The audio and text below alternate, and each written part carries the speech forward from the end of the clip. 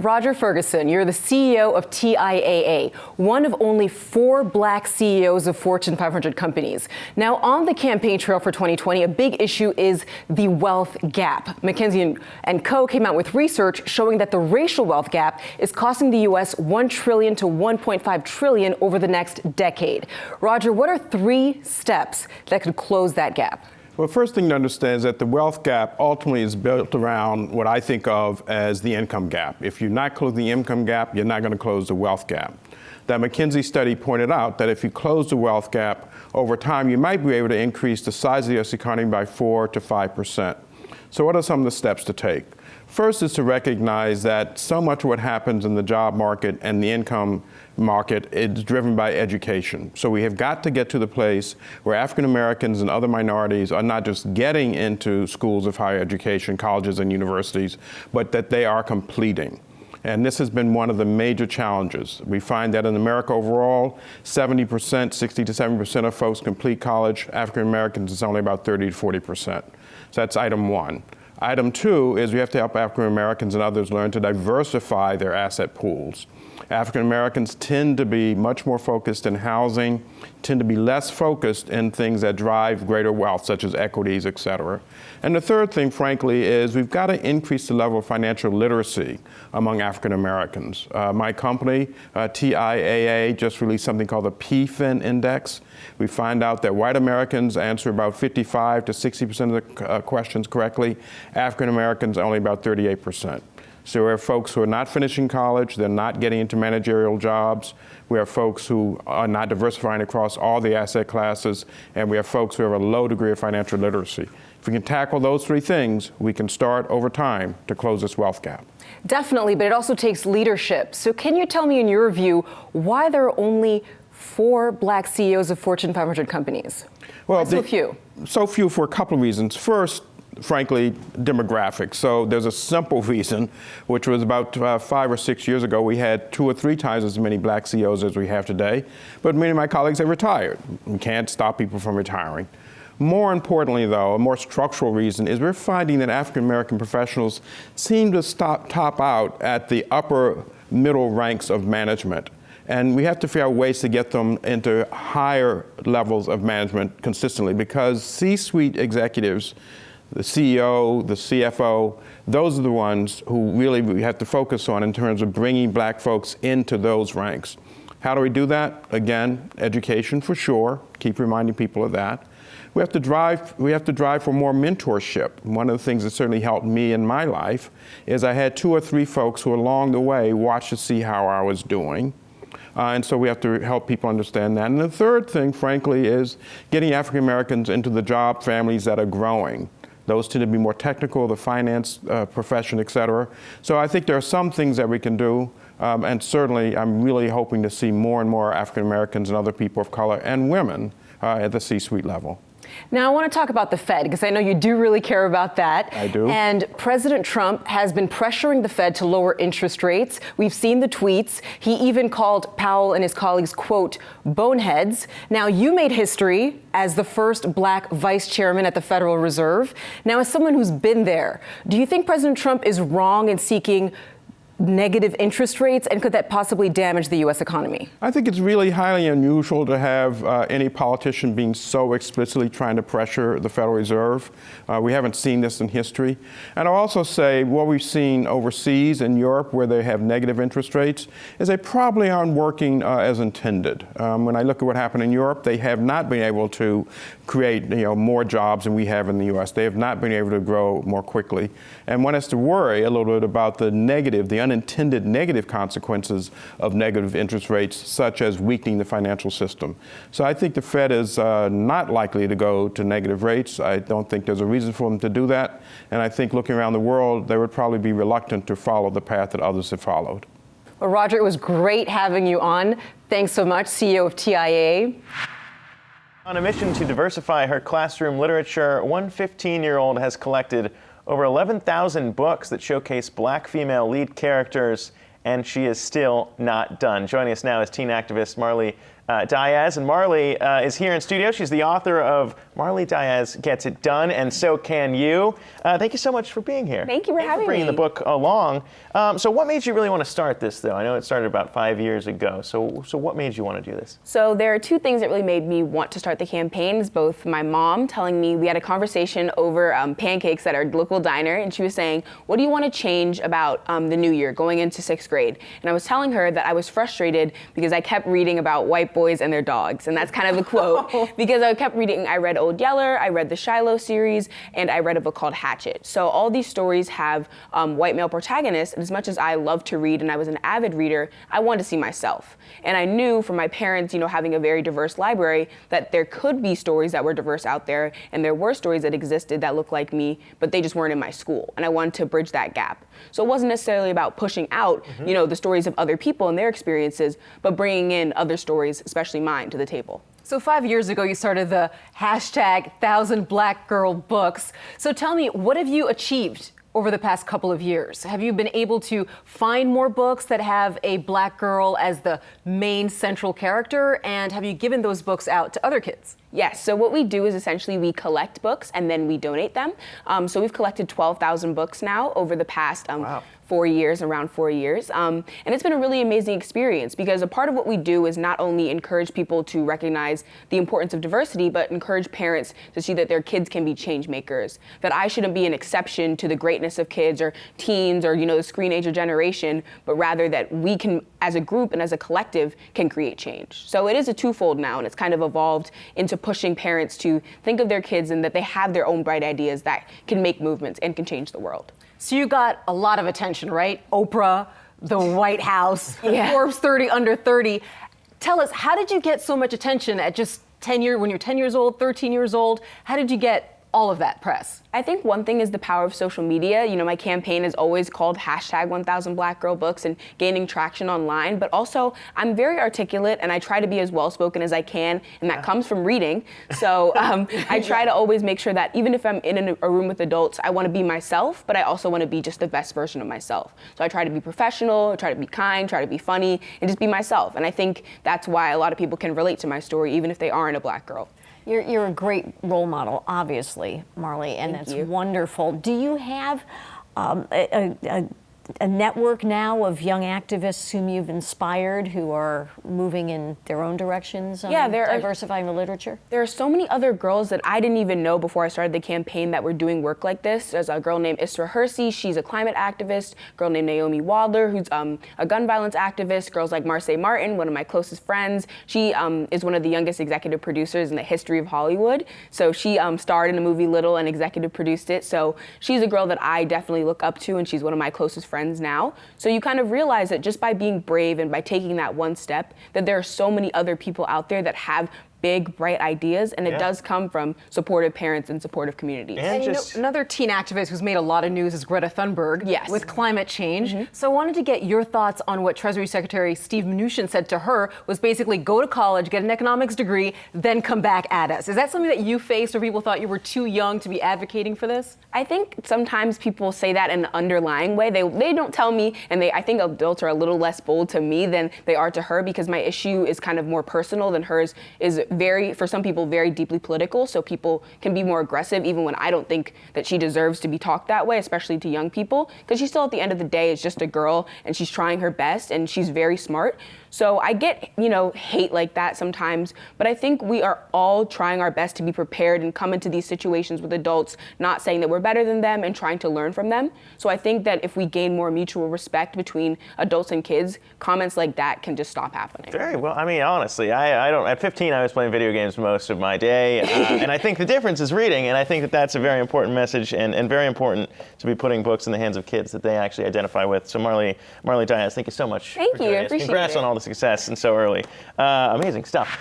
Joining us now is the founder and president of Harlem Children's Zone, Geoffrey Canada, and Yahoo Finance's Reggie Wade along with us in studio. Geoffrey, thank you so much for being here. Thrilled to be here. Thank you for inviting me. You have long and deservedly so gotten praise from a lot of politicians out there for the work that you've done in really closing the inequality gap when it comes to education. And interestingly, you recently wrote an op-ed detailing your support for Democratic candidate Mike Bloomberg on what his plans are to really close that gap as well. What about his approach links up with what you've been able to do in the past as well? Well, you know, a bunch of us have been involved in school reform, and we came into it because for the last 60 years or so, you've seen no progress in really closing the achievement gap between Black and Latino students and white students in this country. And we wanted to reform the system, and we came out with a whole bunch of plans around charter schools and closing failing schools and creating smaller schools and accountability. And the backlash against that has been so, I think, wrong-headed. That folks have decided the problem with American education is charter schools. Well, that's just not true. I mean, nothing could be further from the truth. When I talked to Mike, he agreed with my more comprehensive view. We can't leave it just to schools. We can't leave it just to teachers. Yes, teachers need to be paid more, but paying teachers more is not going to close the achievement gap. We need a comprehensive strategy like we're doing at the Harlem Children's Zone if we want schools to function in the most troubled communities. Yeah, and Reggie, I mean, you used to be a teacher yourself too, so you know this pretty well. Yes, and it's a shame, like you could just go 3 or 4 blocks and once the neighborhoods change, the schools change. So it could be worlds apart. And Jeff, I wanted to bring something up. This is astonishing. In 2017, 97% of children in the program got accepted into college.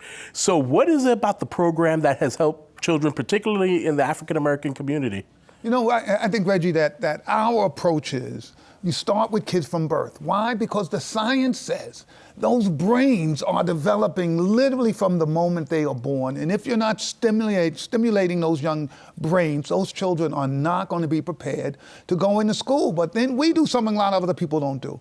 We stay with our kids through elementary school, through middle school, through high school, providing them with supports. We get them into college, and then we stay with them through college. People have tried to figure out what's the one thing we can do, right? What's the 3 or 4 years that make a difference? Well, you know what? The most important time in a child's life is right now. If they're 3, it's 3. If they're 8, it's 8. And where young people are growing up in environments that there's not the kind of academic and social support for them, we know those kids struggle. Our theory is change that environment, support families, improve neighborhoods. Let's make sure these children really have a chance to be successful. Jeff, on the recruitment side, what do you think could be done to bring more professionals into the teaching industry? Because we see that teachers drop out at a staggering rate after the 5th year. So what are some of the things that could be done on the policy side? You know, it's funny because, you know, we live in a capitalist country, which we love, and we think it works everywhere except in education, right? If you want high quality, you have to pay people more. You can't pay people really a part-time wage and expect you're going to get the best and the brightest to come into education. We need to change that dynamic. And so when I travel around the country and I see places where teachers are driving Ubers because they can't pay their rent on their salary, you're not going to have the best education for our kids. So one issue is we've got to pay teachers more, but we have to hold teachers accountable, and we have to make sure they have the tools to do the job. And I think what people are dealing with is one aspect of that and not dealing with the other aspects. How do we hold folks accountable? How do we make sure that they're delivering for our kids so we're getting the best bang for our buck? Geoffrey, when you look at the candidates, I know you pointed out Mike Bloomberg and his proposed policies at this point. What are the most important pieces of those plans to actually make this a countrywide effort and not just, you know, of course, very effective, but very localized projects like yours? So here's the latest science that has come out. Raj Chetty from Harvard has come out looking at big data and seeing what happens when kids move from poor communities to middle-class communities. And guess what? Place matters. You can't fix this at scale if you can't improve the places kids live. People looked at Roger's work and thought, well, Roger's trying to say, let's send all poor people into middle-class communities. Well, that's not reasonable. You can't do that. What it suggests is you've got to rebuild those communities around kids. Mike has put real serious money, a $70 billion plan to reinvest in neighborhoods to improve the educational opportunities for children. It is a scientific approach that's based on models that work and accountability, and that's why I'm excited about Mike's plan. Yeah, $70 billion is a lot. When you spread it across 100 disadvantaged communities in the country, that's still a lot of money being applied, a lot more than we've seen other people put out. But Geoffrey Canada and Reggie Wade, thank you so much for bringing that down. It's actually very important, so thank you very much. Thank you for having me. Head of it, CEO Jeff Lindor joins us now, and we're also joined by Yahoo Finance's Kristen Myers. Jeff, thank you so much for being here. Oh, thank you for having me. We're seeing more of these kinds of networking groups for various groups that haven't had those opportunities, many of them for women, for example. So in your experience as an entrepreneur, when did you notice that this kind of thing was lacking, or maybe that you were operating in spaces where there weren't a lot of other men of color where you can make these kind of connections? Absolutely. So men of color grow in isolation, and there aren't enough spaces that speak specifically to our unique experiences. So what I realized as a black man in America, normally the places where I go, I have to fit in, but there aren't necessarily places that fits me. So as a result, I founded the Gentleman's Factory because that's not only a situation that I encounter, but I realized that so many other black and brown men face that same reality.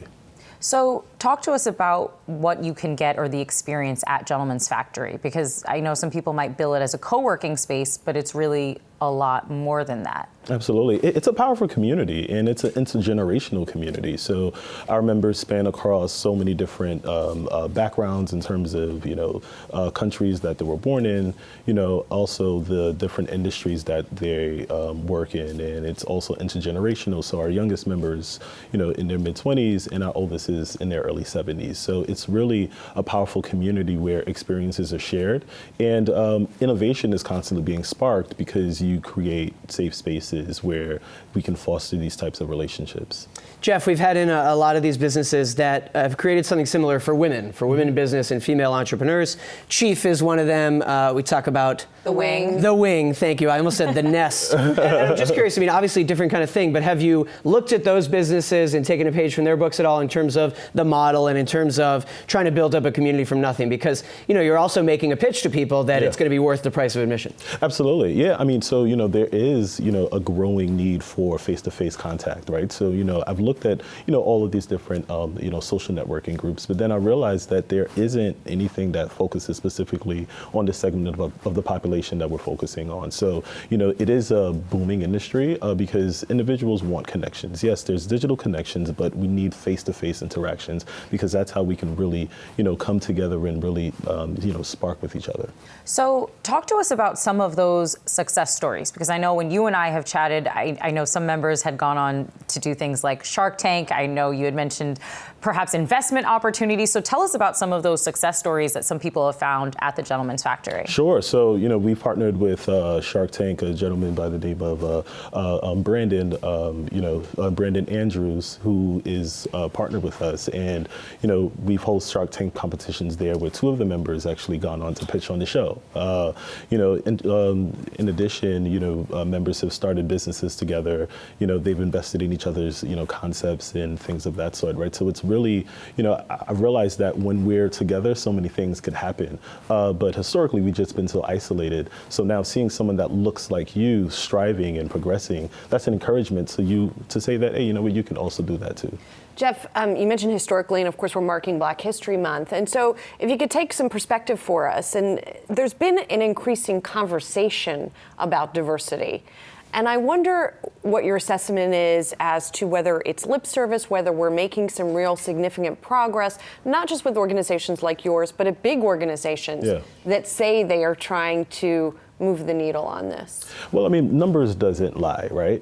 So if you say you're diverse, then let's look at the pool, right? Let's look at the employment pool, and let's also look at the supply and diversity pool in terms of who corporations get contracts with, right? So there's so many, disparities when it comes to Black and brown communities on a financial lens. And, I do see that we're striving towards a greater success, but at the current moment, we're failing. Very good point, Jeff, about if you say you're diverse, well, let's see the numbers. Absolutely. And prove it. All right, Jeff Lindor, founder and CEO of the Gentleman's Factory. Thanks for joining us. Thank you for having me. Thank you. Great, thank you. So I sat down with LaDonna Boyd. She's the CEO of R.H. Boyd Publishing. She's a fifth-generation CEO. The company was started over 120 years ago by her great-great-grandfather. Interestingly enough, although they're in publishing, instead of focusing on glossy magazines with celebs on the cover, they actually publish Christian materials. Here's what LaDonna Boyd told me about it. My great-great-grandfather founded our business in 1896, so since then we've taken great pride in producing literature and different types of curricula for churches, as well as we have some secular and non-denominational resources as well. And he was born a slave. So how did he manage to create this company back in 1896? Absolutely, you're so right, because he was born in 1843 in Mississippi. So just imagine that existence, that harsh upbringing, and just that tumultuous time in our history. And then when he died in 1922, he was one of the most successful entrepreneurs of his time. So I can imagine his strength and his fortitude, and it is just a sense of strength for me, knowing that if he could endure those hardships, that there's nothing that I can't do right now in 2020 and beyond. So it's certainly an honor to continue that legacy. Yeah, and he taught himself to read and write. Yes. And he also did a couple different jobs before he became a pastor. So why did he decide to focus on this business specifically? Was it because he was finding that there was a lack of market opportunity? He couldn't find the types of Christian readings that reflected his own experience as a former slave? Absolutely. So during that time, of course, it was illegal for free blacks to learn how to read and write, essentially. So he wanted to kind of go against the system, if you will, and give his people an opportunity to have their own voices and tell their own story and have their own narrative, and something so special and intimate as their faith walk. So that's why he founded it, was to honestly give our people an opportunity to have their own expression in faith. And what do you feel you've helped the community learn through these Christian materials that you're printing, publishing, and distributing? Is literacy a key element of this, and how important is that to the community? Literacy is so important. Again, like knowing how to read and write, how to articulate and express yourself in different mediums is so important. And not only do we focus on Christianity, we focus on other topics such as education and financial literacy as well, and just community service and economic empowerment. We focus on talking about voting and how it's important to be civically engaged too. So although the genre tends to lean more spiritual or Christian, we want to make sure that we touch on every area of life so that we can give people a holistic experience. So literacy, again, is important, because if you can't express yourself, if you can't tell your own story, then someone else will do it for you, and we don't want that, of course. So even to this day, we promote literacy. We support our Metro Nashville public school system as well through a literacy campaign. We do book drives, we do back to school giveaways as well to prepare students going into their academic year. And we also have an endowment program through our office, so it's a Boyd endowment. We have scholarships for HBCU students as well as grants for other nonprofits in the area. So we want to make sure that we give back all of the resources and that we can equip people to be strong leaders and have their own entity that lasts for at least 5 or more generations. And looking at the publishing industry overall, so we've seen glossy magazines be shut down or sold off. We've seen local newspapers in many areas that were actually, they had to close their doors. Right. So how do you manage to thrive in the publishing industry today in the Facebook, Snapchat, Instagram world? I mean, do you consider Twitter your biggest competitor? Twitter is definitely not my competitor at all. I think that there's so many different ways to share your story. There's a medium that suits everyone, whether you want 140 characters on Twitter or if you want to write the next long novel. I think that all of us have the opportunity to share our story and have our voices heard. So for us, we've had to ebb and flow, if you will, with the industry and the market, but we're doing well. We're very strong, and I think it's because we have a passion and we're experts in our field, so that helps us kind of stand apart from many others. But we're all feeling it, of course. You just have to be able to transition and to shift and pivot. So having digital resources and just engaging with your consumers in a different way. We talked about the history and culture of your company, so what's next for you guys? We have so many new projects that are coming out. I've also released a new imprint called Torchbearer Press so that we can provide authors of all genres a resource to have their stories told and to get their products out onto shelves. Also, we're hosting our Vision Conference this coming June in Dallas, Texas. It's an annual leadership conference where we do training events and courses, all kind of seminars. We also have nationally noted speakers and entertainers coming as well.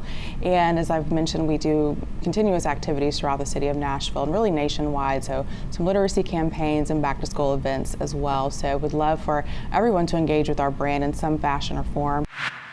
And in that interview, you heard LaDonna Boyd basically say that Twitter is not her biggest competitor. And we've heard that narrative a lot in the publishing industry when they're struggling. Oh, well, it's because of the rise of Facebook or Twitter. Yeah. And she's saying, no, if you've got passion and an expertise, then it's just another form of storytelling. It all complements each other.